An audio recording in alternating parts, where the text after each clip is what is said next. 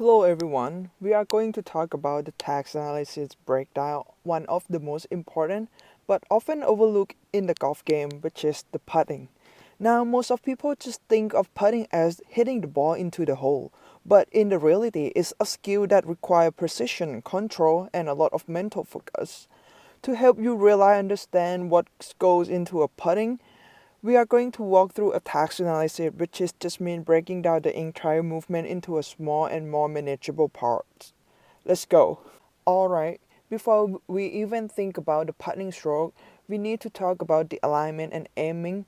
This is where your putting actual start not with the stroke but with how you prepare for it. When you are setting up for a putt, your body and your putter need to be aligned with your intent target line, not just the hole, but the line you have choose based on the slope and the speed of the green.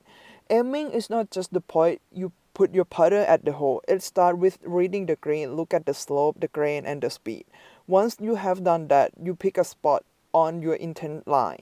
Maybe it's a small discorrelation on the green or a foot or 2 foot in front of the ball, and that's what you aim your putter face toward. After this, it will be a transition into the next step, which is the setup phase.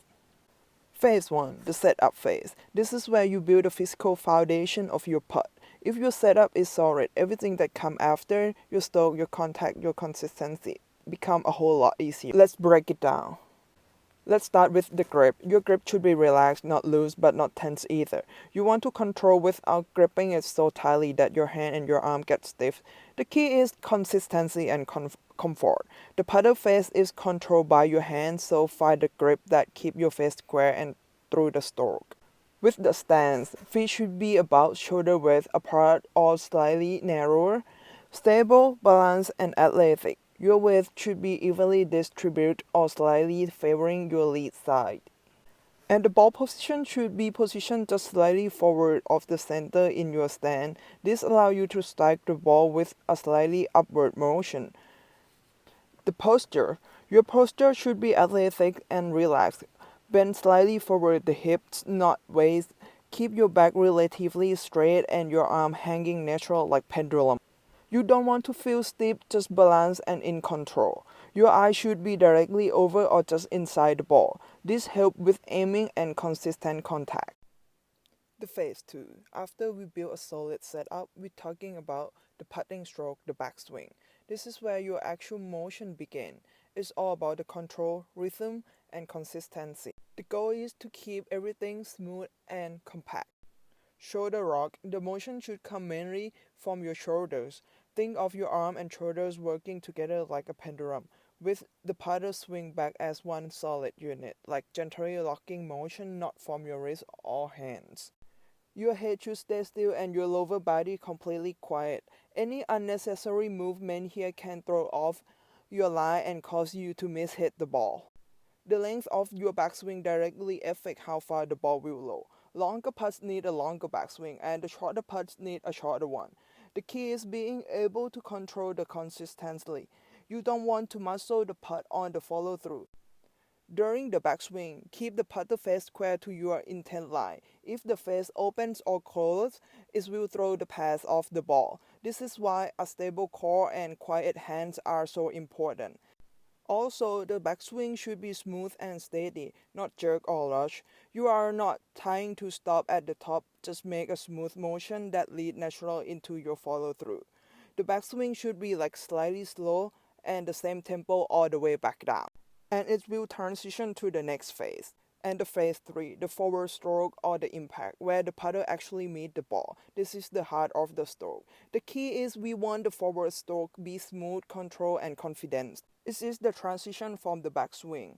Lifting your head too early to see where the ball going, I get it. We all want to watch the perfect putt drop in the cup, but lifting your head during the stroke causes your shoulder to raise and your stroke to pull off the line.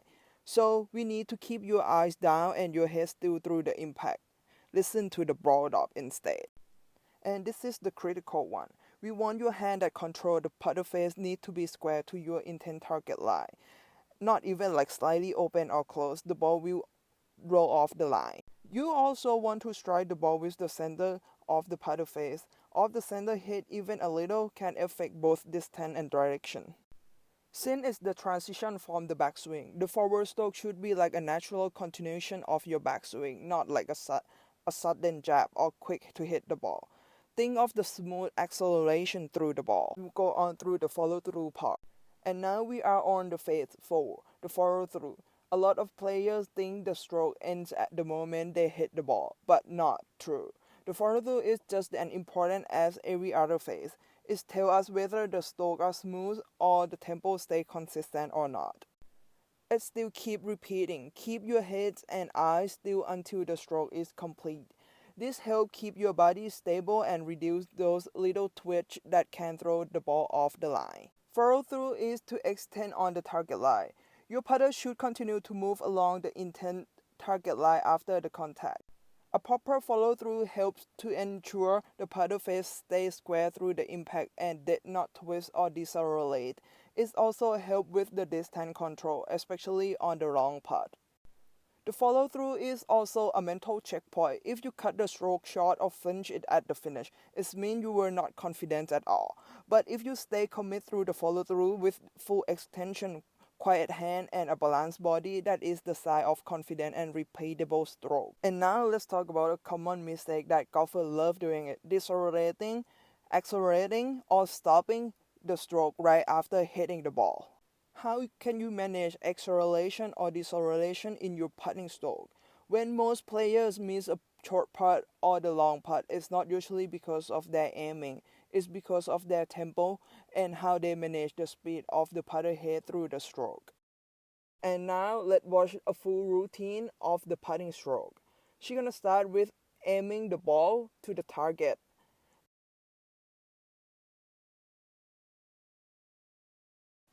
And then she's gonna move to set up step.